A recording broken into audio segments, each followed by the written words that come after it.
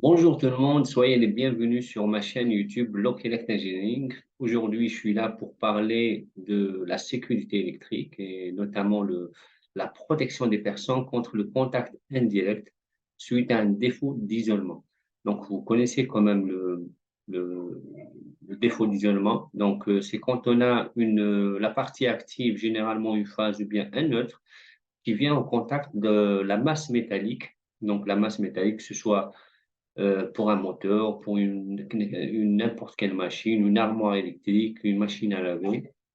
Donc le risque là, c'est que là, c'est un défaut quand même qui est quand même vicieux parce que la personne, elle est en danger sans qu'elle se rende compte parce qu'on ne peut pas savoir, il n'y a pas des signes extérieurs d'un défaut d'isolement, donc personne ne pourrait savoir que la masse métallique, elle est portée à un potentiel dangereux.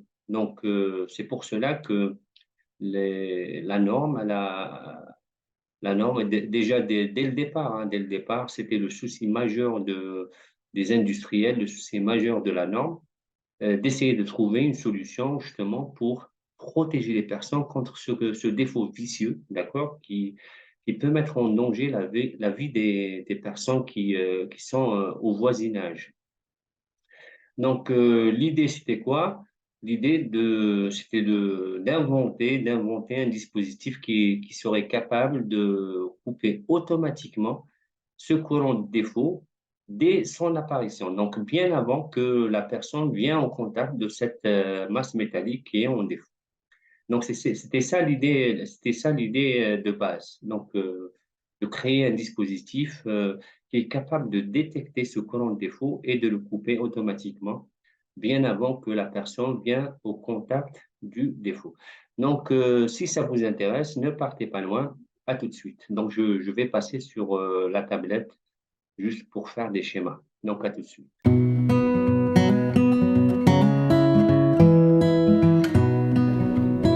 Donc voilà, on se retrouve sur la tablette pour essayer de faire quelques schémas.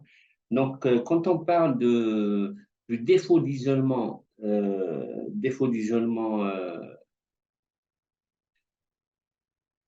donc quand on parle d'un défaut d'isolement, comme je l'avais dit, donc je l'avais mentionné, c'est quand on a la partie active qui est au contact accidentellement, donc des masses métalliques qui entourent justement la partie active, donc que ce soit la phase ou bien le neutre. Donc je vais essayer, et ça c'est lié directement justement au schéma de liaison à la Terre, hein. Donc c'est en fonction du schéma de liaison à la Terre. Donc moi je vais schématiser le schéma TT, donc juste pour ça va servir pour rappel pour vous justement c'est quoi le schéma TT. Donc je dessine.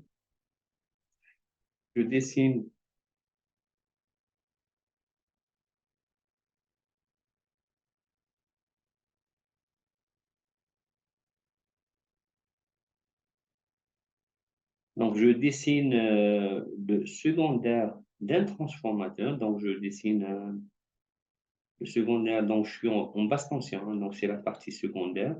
Et là, j'ai la distribution. D'accord, d'accord. C'est trois phases. Donc, L1, L2 et L3. D'accord.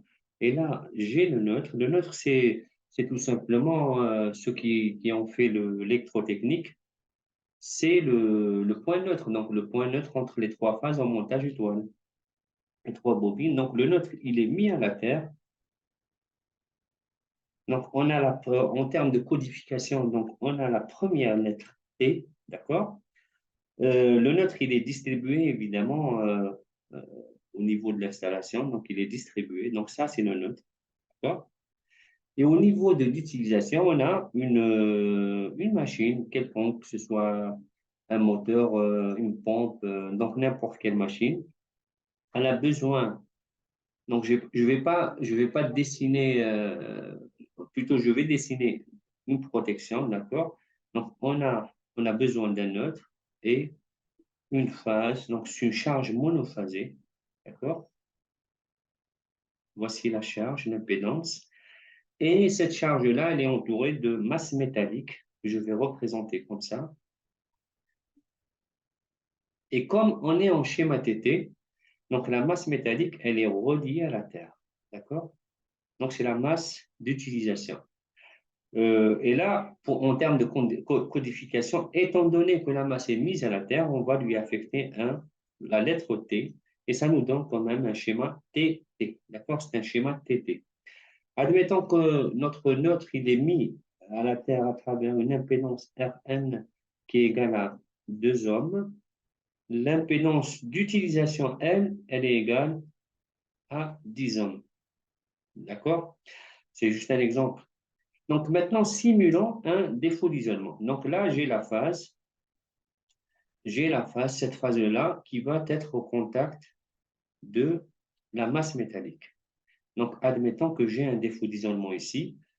Évidemment, puisque la masse métallique elle est conductrice, on obtient tout le potentiel sur toute la masse métallique. Et ce potentiel-là, on va le retrouver sur toutes les machines. Hein. Donc, tant que tout le reste des machines est connecté à la même prise de terre, donc c'est le même potentiel. Donc, on aura ce défaut d'isolement, on va le retrouver partout sur l'installation. D'accord? Dès que la masse métallique elle est portée à un potentiel qu'on va appeler VD, D pour défaut, d'accord? Et comme on a un circuit fermé, donc j'ai l'impédance qui n'est pas très élevée, donc 10 ohms de l'utilisation et également le nôtre, lui, il est mis à la terre et du coup, on va obtenir une boucle de défaut comme ça, d'accord? Une boucle de défaut fermée. Et comme elle est fermée, donc on obtient la circulation d'un courant qu'on va appeler un courant ID. D'accord? Tout simplement, pour calculer ce courant ID, on va appliquer les lois de Kirchhoff, tout simplement. Donc, j'ai une maille. Donc, si je veux.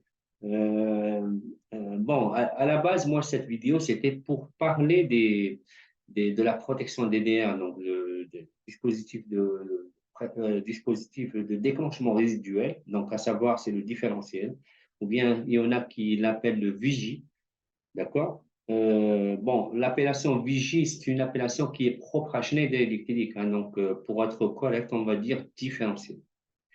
Mais j'en profite pour vous montrer un petit peu comment calculer le courant de défense schématique.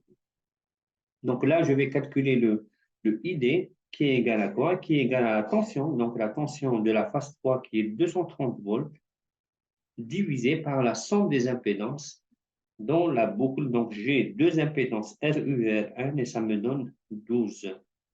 Si je divise 230, si je passe au calcul, 230 divisé par 12, ça va me donner quelque chose comme 19 ampères, 16. Donc ça, c'est mon courant de défaut. Et à partir de là, je peux calculer la tension de défaut, donc la tension euh, à laquelle est portée notre masse métallique à ce niveau-là. Donc VD qui est égal à quoi? Égal à RU fois le courant qui va traverser RU, donc à savoir le courant ID. Et ça me donne 10 fois 19,16 et ça me donne une tension de 191,6 ampères. Et ça, c'est la tension VD. Donc à partir de là, on a une tension qui est dangereuse, donc VD, qui est largement supérieure à 50 volts en milieu sec, parce que, juste pour rappel, la tension limite tolérée par l'être humain en milieu sec, elle est de 50 volts.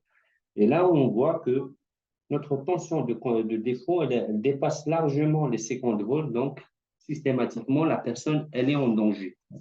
Dans ce cas-là, on n'a pas le choix, donc on doit installer un dispositif qui sera capable de détecter ce courant-là, donc les 19 ampères, et de couper automatiquement ce circuit, donc l'ouvrir avant même que la personne ou bien une personne vienne au contact de cette masse métallique.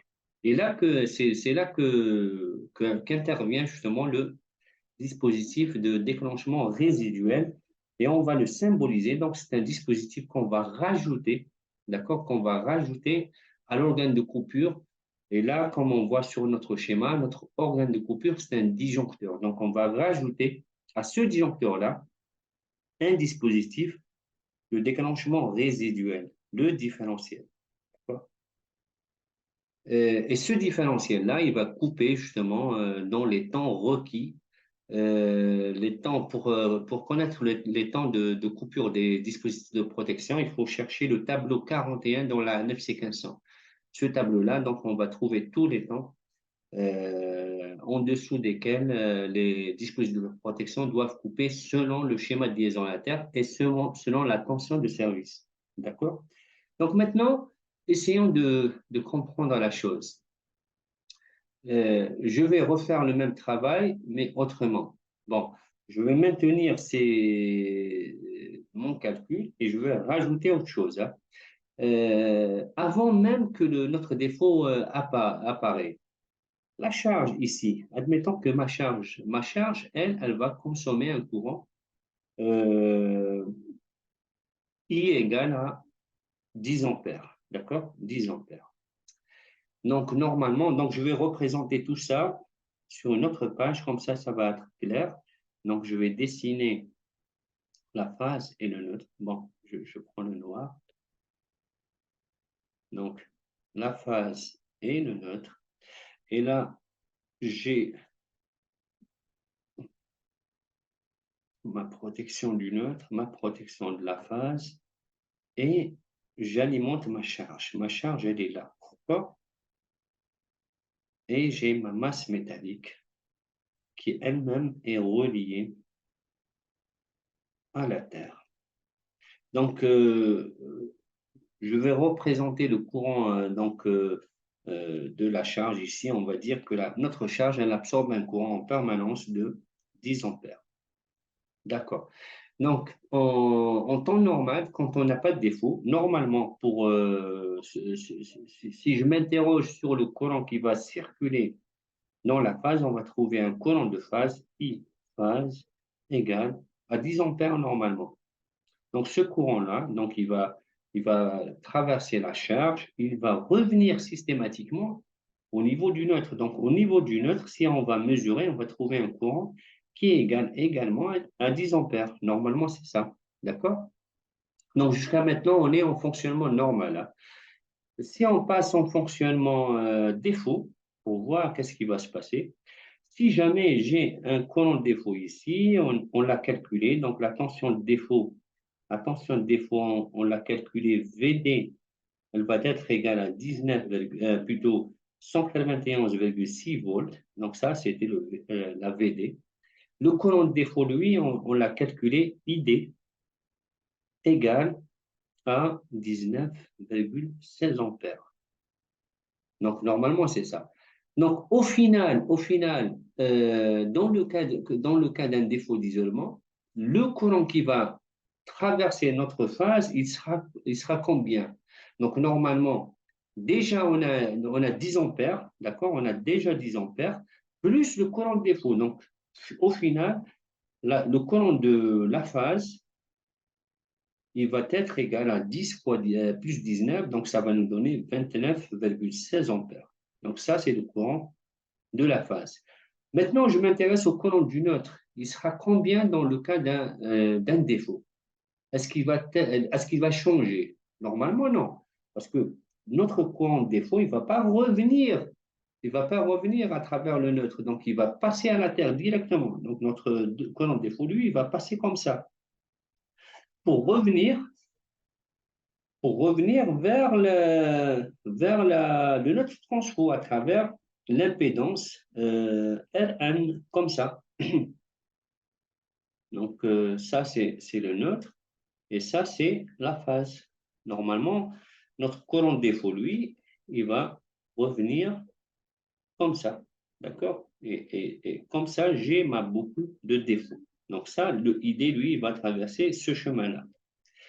Donc, finalement, on va trouver, si on analyse ce circuit-là, on va trouver quoi? En fonctionnement normal, le courant de la phase, il est exactement égal au courant du neutre. Donc, il n'y a pas de différence entre le courant de la phase et le courant du neutre.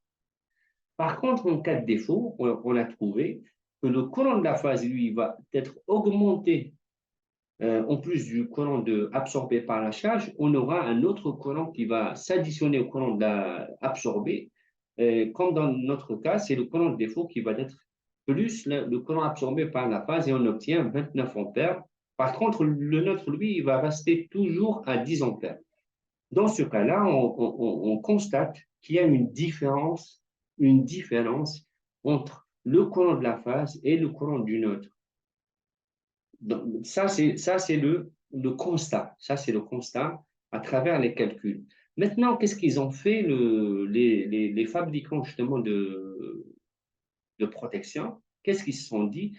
Étant donné que j'ai une différence entre les deux, donc il suffit de mesurer constamment la différence entre le courant du neutre et le courant de la phase, et de cette manière-là, dès que on détecte une différence entre les deux, on va couper directement, donc ça correspond à un défaut d'isolement, et on va couper directement notre circuit. C'est de là qu'on a obtenu justement ce terme différentiel. D'accord? Différentiel parce qu'il va mesurer la différence constamment, toujours, donc la différence entre le courant de la phase et le courant du neutre. Techniquement, comment on pourrait le réaliser?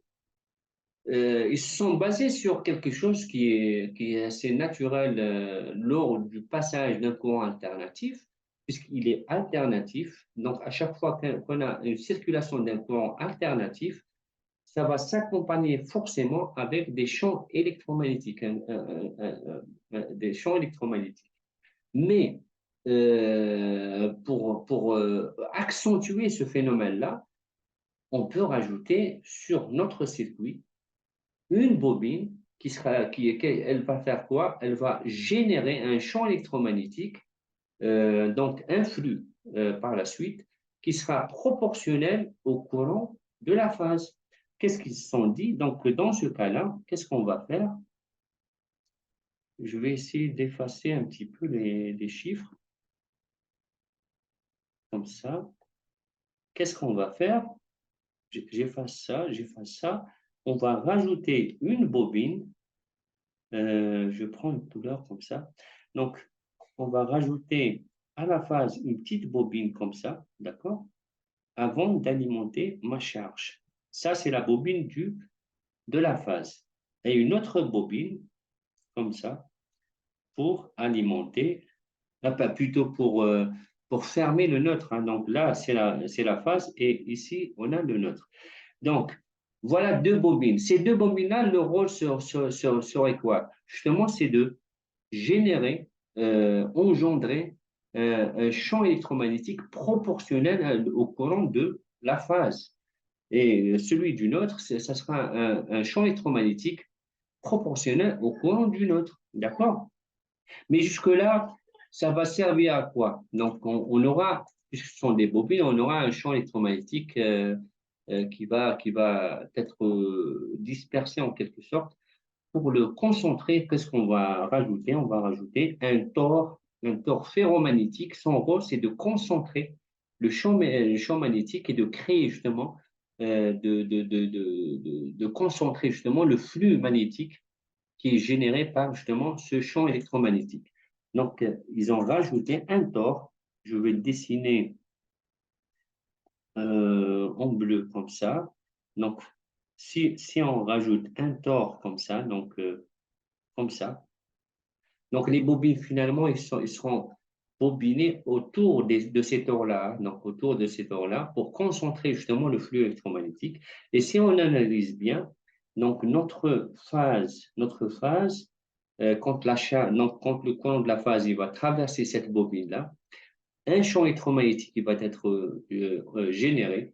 Lui-même, il va créer un flux magnétique. Ce flux, il va justement traverser, donc circuler dans ce tore magnétique, dans ce circuit magnétique. Donc, son rôle, c'est de concentrer le flux. Il va le traverser, exemple, dans ce sens-là. Il va le traverser dans ce sens-là. On va dire notre flux de la phase, ou bien L. D'accord? Et il va être proportionnel au courant. Donc, il est proportionnel au courant. Le courant de la bobine du neutre, donc ça, c'est la bobine du neutre, d'accord? La bobine du neutre, elle-même, elle va également générer un champ électromagnétique proportionnel au courant qui va la traverser et il va circuler donc dans le sens inverse, donc le flux du neutre. Et dans le cas où on n'a aucun défaut, donc le courant de la phase 10 ampères et le courant du neutre lui-même 10 ampères, donc les flux générés par l'un et l'autre, ils vont être parfaitement égaux, donc en termes de modules. Par contre, ils vont s'opposer parce que l'un, il va circuler dans ce sens-là et l'autre, il va circuler dans l'autre sens. Et au final, on obtient un flux total, donc un flux total qui est égal à zéro. Donc, le flux total ici, donc c'est la somme vectorielle, enfin la somme, c'est la somme des deux. Ils ne vont pas circuler parce que normalement le flux n'est pas un vecteur, je pense. Le flux c'est le produit scalaire de B fois S. Normalement c'est pas un vecteur. Euh, donc la somme des deux, puisqu'ils s'opposent, ça sera égal à zéro. Donc le flux total sera égal à zéro dans le cas où on n'a pas de défaut d'isolement. Maintenant, si jamais on a un défaut d'isolement, on l'a calculé tout à l'heure, donc le courant de défaut total, plutôt le courant de la phase totale, il sera égal au courant de la phase plus le courant de défaut d'isolement. On a vu, le courant de la phase, c'était absorbé par la charge 10 ampères plus 19 ampères, on l'a trouvé 29 ampères. Donc finalement, cette bobine de la phase, elle va engendrer un champ électromagnétique proportionnel justement à 29,16 ampères. Donc, il sera d'une certaine valeur. Et la bobine du neutre, elle se voit traverser seulement un courant de 10 ampères, donc le courant de défaut ne va pas la traverser. Dans ce cas-là, elle va également générer un champ électromagnétique proportionnel à 10 ampères. Forcément, il va être inférieur que celui qui est généré par 29,16 ampères. Et dans ce cas-là, on va trouver un flux total dans ce tore magnétique, un flux total qui sera différent de zéro. D'accord? Donc, sur le principe, on est d'accord. Maintenant, il me faut autre chose. Donc, ce flux magnétique, que ce soit qui est égal à zéro ou bien différent de zéro, je dois être capable de le détecter. Qu'est-ce qu'ils ont rajouté? Ils ont rajouté une bobine qu'on va appeler une bobine de détection. Cette bobine, son rôle, justement, c'est de détecter le flux magnétique dans le tore. D'accord? On va dessiner comme ça une bobine de détection. Cette bobine-là, elle sera reliée à un dispositif électromécanique. C'est comme un électroaimant. Ce dispositif-là, il sera capable, à travers un percuteur, de percuter le disjoncteur de l'intérieur pour le faire déclencher. D'accord? Donc, cette bobine sera responsable justement de faire déclencher notre disjoncteur à travers un dispositif électromécanique. Euh, voilà. Donc, au final, le différentiel lui-même, qui est celui-là, donc je vais le tracer comme ça, donc qui est celui-là. Ça, c'est le différentiel. On ne voit pas il n'y a pas de coupure à l'intérieur du différentiel, hein. Donc, le différentiel, lui, il va détecter. Donc, qu'est-ce qu'il y a dedans? Ce que je viens de dessiner, donc des bobines, un tore et une bobine de détection et un dispositif mécanique qui va attaquer le disjoncteur pour le faire déclencher. Donc, le différentiel lui-même, il n'y a aucun contact à l'intérieur. Donc, il ne va pas ouvrir un contact par lui-même, hein. Donc, lui, il va ouvrir le disjoncteur principal. C'est exactement pareil comme le relais thermique des moteurs, hein. Dans lequel on ne va pas trouver de contact. Le relais thermique, lui, on va le câbler de manière à désexciter la bobine du contacteur. D'accord? Donc, voilà à peu près du principe de fonctionnement d'un différentiel en monophasé. D'accord? J'espère que c'est clair pour vous. Par extension, on pourrait justement mettre en place le même système pour un système triphasé.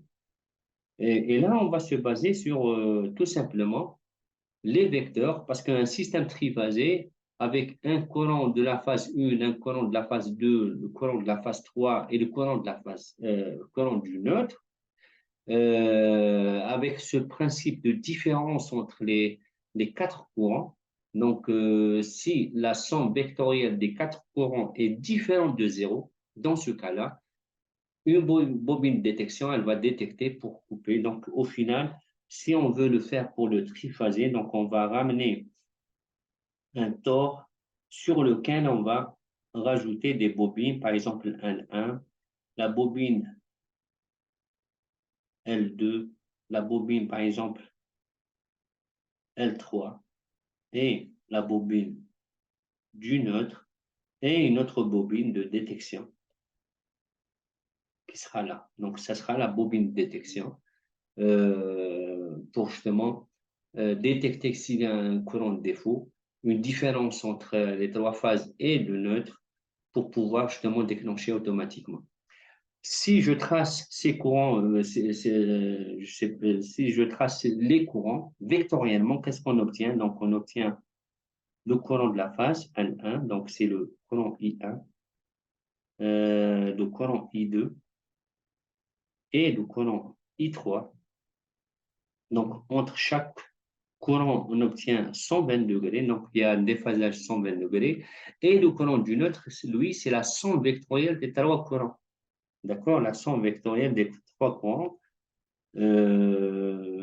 Donc, si vous vous souvenez, donc la somme de I1 plus I2, on va tracer un courant I1 ici. Et donc, le I2 plus I1, ça me donne cette valeur-là. D'accord? Ce vecteur-là, c'est I1 plus I2. D'accord? I1 plus I2 plus I3, ça va me donner quelque chose comme ça. Donc, si je trace un parallèle, ça c'est le I3. Donc, ça va me donner un courant, ce courant-là. Donc, c'est à peu près, hein, donc je ne suis pas précis dans mon dessin, mais c'est à peu près, ça donne un courant I neutre. Ça c'est le courant du neutre. Et la somme vectorielle, je vais l'écrire comme ça. Donc, au niveau de ce point-là, de ce nœud-là, je vais dire I1 plus I2 plus I3 moins IN, toujours en vecteur, égale à 0.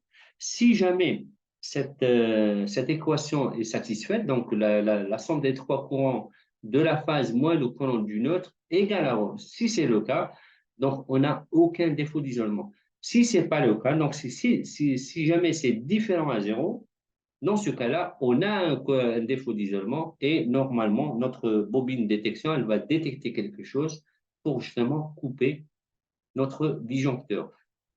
Le système, donc vous avez vu, donc je parle du dispositif de protection différentielle ou bien dispositif de déclenchement résiduel. Lui, on peut l'associer à un disjoncteur comme on peut l'associer à un interrupteur. D'accord? Donc ça va nous donner la même chose. Ça reste quand même la protection des personnes contre le contact indirect en schéma TT, donc en schéma TT principalement, mais on peut l'utiliser également en schéma TN. En schéma TN, comme vous le savez, le courant de défaut, lui, ce n'est pas un petit courant, ce n'est pas 19, quelque chose, ça va être un courant assez conséquent, donc c'est un courant de court-circuit. Pourquoi? En schéma TN, parce que euh, tout simplement, la masse métallique, elle est reliée au neutre. Donc, dans ce cas-là, au lieu d'avoir 19, parce que là, on obtient carrément un courant de court-circuit. Dans ce cas-là, le courant de défaut en schéma TN, qui est-ce qui va le couper? Au final, c'est le magnétique de notre disjoncteur, c'est lui qui va couper notre courant de court-circuit, qui est lui-même le courant de défaut d'isolement. Il y a des cas dans le schéma TN où on doit utiliser un dispositif différentiel, un différentiel. C'est dans le cas où on a des prises de courant, donc dans ce cas-là, on doit installer des 30 milliampères et également quand on a des canalisations mobiles où on ne maîtrise pas le courant de défaut. Dans ce cas-là, on doit rajouter ce dispositif-là, le différentiel, à notre circuit pour assurer la protection des personnes contre le contact indirect. Voilà, donc voilà à peu près ce que j'avais à dire par rapport au dispositif de protection différentielle. J'espère que cette vidéo, enfin, j'espère que mon explication va vous aider justement à mieux comprendre le fonctionnement du différentiel et va vous aider justement dans la conception de vos installations ou bien dans vos études. En tout cas, je vous remercie pour votre attention si jamais vous êtes resté jusqu'ici.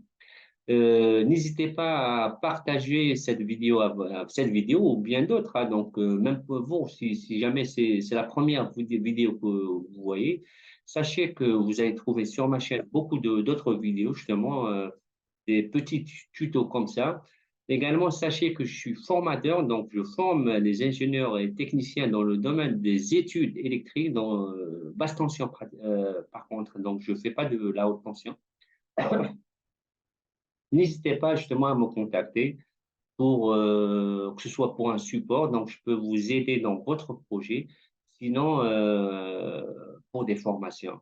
D'accord? Donc je vous remercie, à très bientôt. Salam alaikum wa rahmatullahi wa barakatuh.